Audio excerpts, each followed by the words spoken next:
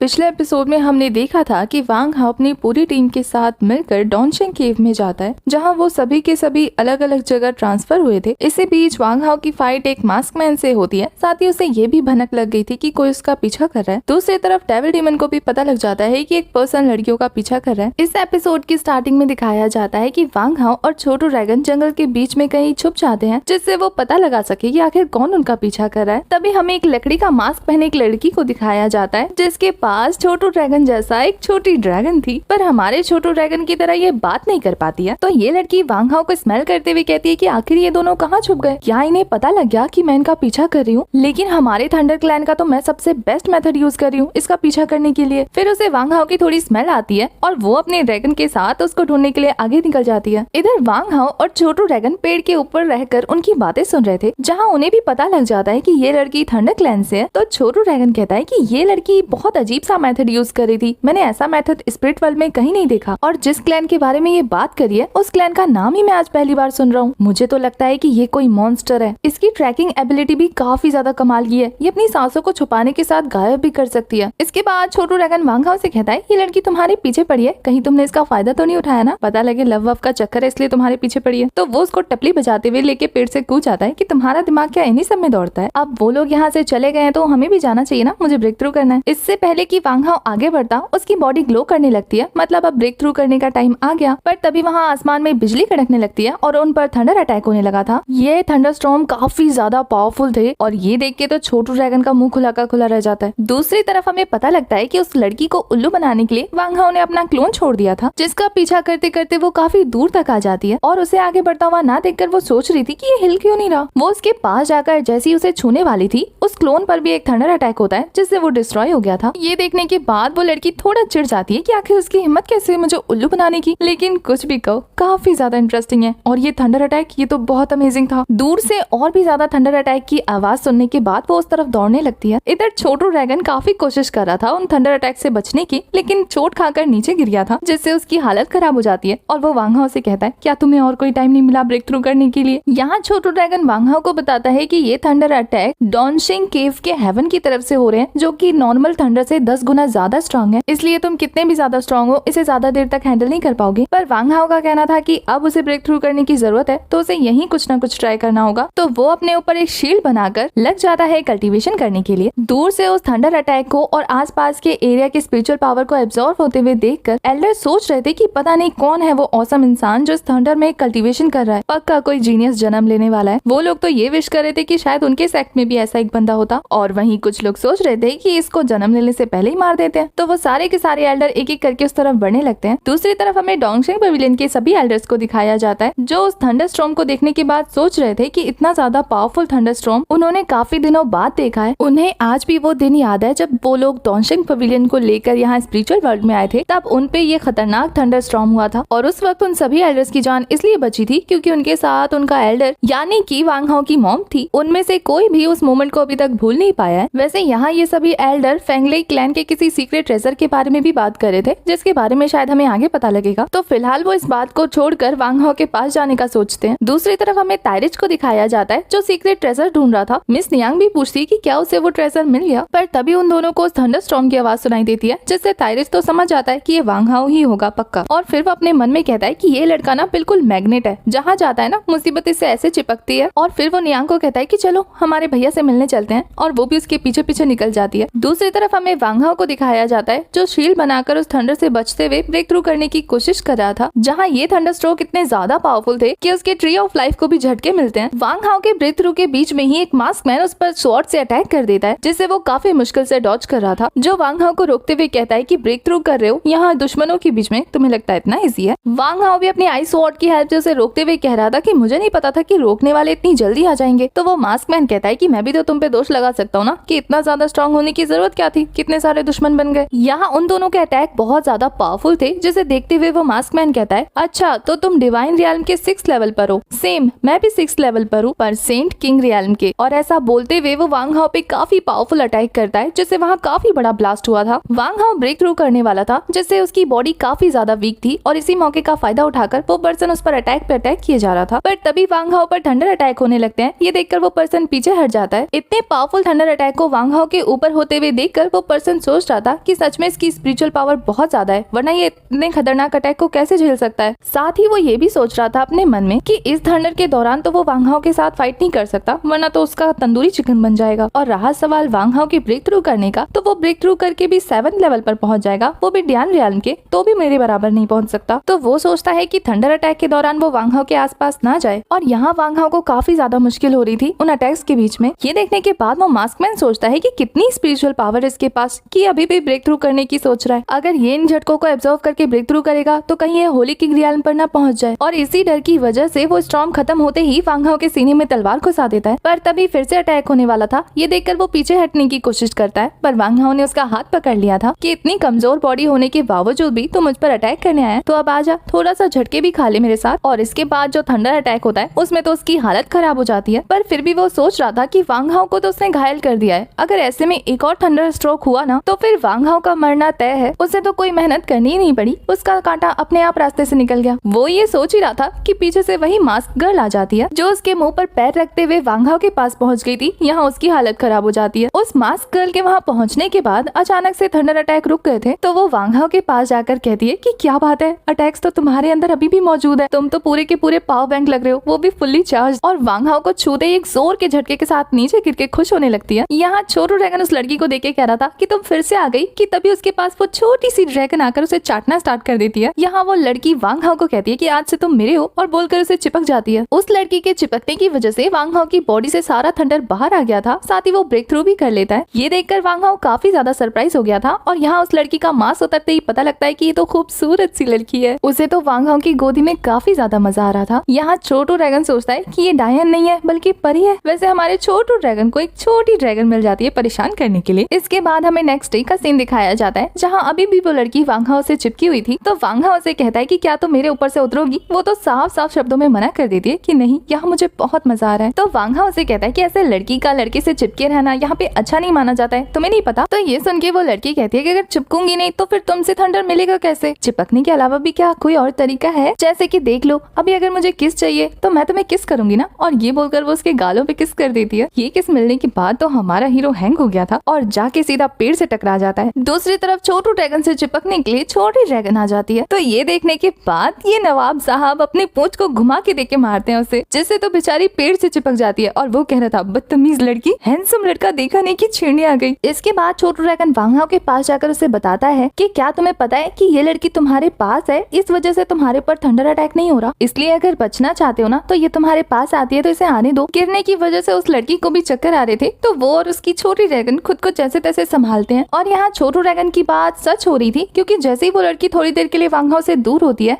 उस पर फिर से थंडर अटैक होने वाला था। ये देख के तो छोटू ड्रैगन कहता है भाई पहले मैं निकल लेता हूँ यहाँ से। और वो लड़की वांग हाओ से फिर से चिपकने आ रही थी, जिससे तो वो इरिटेट होने वाला था। इसी के साथ ये वाला एपिसोड हो जाता है खत्म। आपको एपिसोड कैसा लगा कमेंट करके जरूर बताना। तब तक के लिए बाय बाय, टाटा।